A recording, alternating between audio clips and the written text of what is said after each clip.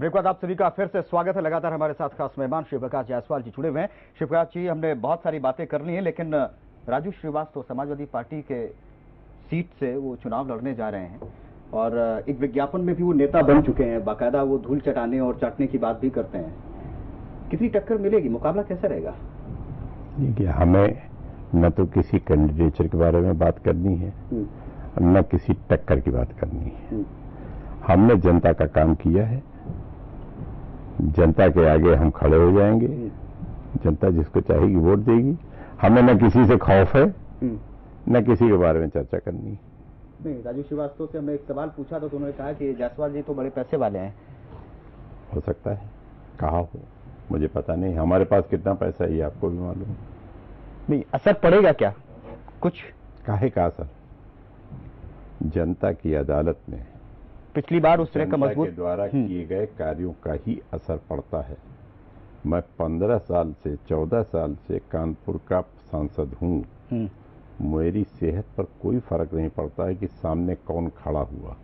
मेरी सेहत पर तब फर्क पड़ेगा जब हम कानपुर की जनता की कसौटी पर खरा न उतरें, उससे फर्क पड़ेगा।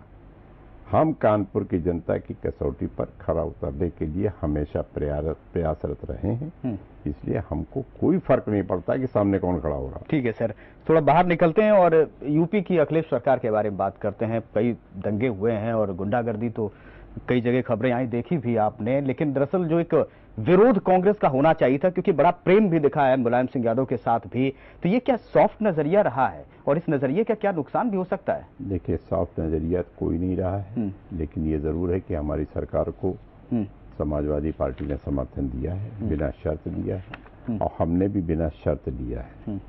इसलिए उसका कोई फर्क तो नहीं पड़ना है। साफ नजरिया तो हमारा नहीं होगा। जब हमने बिना शर्त लिया है, उन्होंने बिना शर्त दिया है, तो फिर साफ नजरिया कैसे हो सकता है? मुख्य मूल मुद्दा यह है कि उत्तर प्रदेश की जनता ने जिस विश्वास के साथ इस सरकार को समर्थन दिया था, लंबे समय के बाद स्पष्ट बहुमत की सरकार उत्तर प्रदेश में बनी और एक साल के अंदर 10-10 दंगे हो जाएं, 11-11 दंगे हो जाएं, ये क्या कभी जनता ने सोचा था कि सरकार में 10-10, 11-11 दंगे हो जाएंगे? कानून और व्यवस्था की स्थिति इतनी गिर चुकी है कि रोज बलात्कार, हत्या, लूट, डकैती, ये तो छोड़ दीजिए, जब पुलिस का सीओ दिन दहाड़े गोली से उड़ा दिया जाएगा, क्या जनता ने कभी ये सोचा था? तो कानून और व्यवस्था की स्थिति इतनी पंग हो चुकी है, भ्रष्टाचार चरम सीमा पर है।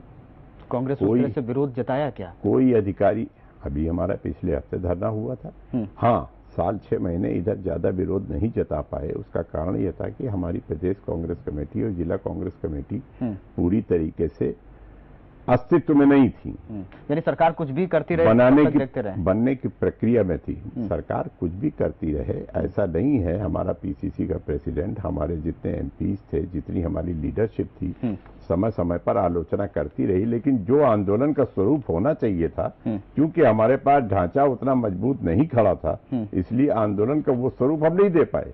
अब वो ढांचा धीरे धीरे बन रहा है, तो धीरे धीरे आंदोलन भी गति पकड़ रहा है। अभी पिछले हफ्ते पूरे प्रदेश में धरने हुए, हर जिले में धरना हुआ, हर जिले में प्रदर्शन हुआ। उम्मीद करते हैं कि इस तरह का विरोध हो। सर, एक नए समीकरण की सुगबुगाहट भी दिखी है।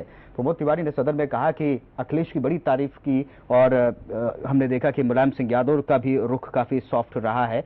दिल्ली में अधिकार रैली हुई थी तो एक जेडीयू ने नेता है नीतीश कुमार, मुख्यमंत्री हैं बिहार के, उन्होंने बड़ी तारीफ की।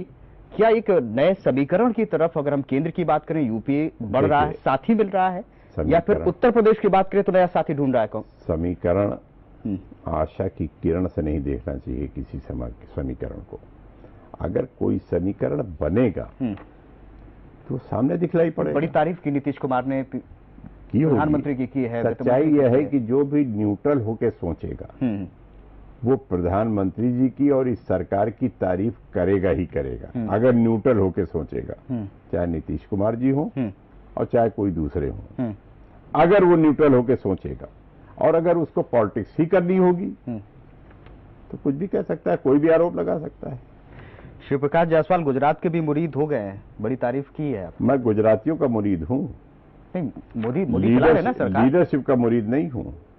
सच्चाई ये है, काम तो मोदी कर रहे हैं। सच्चाई ये है कि काम सब गुजराती कर रहा है, पीठ वो अपनी थपथपा रहे हैं। हिंदुस्तान की सबसे तिजारती कौम और सबसे ज्यादा सार्थक रूप में सोचने वाली कौम गुजराती है।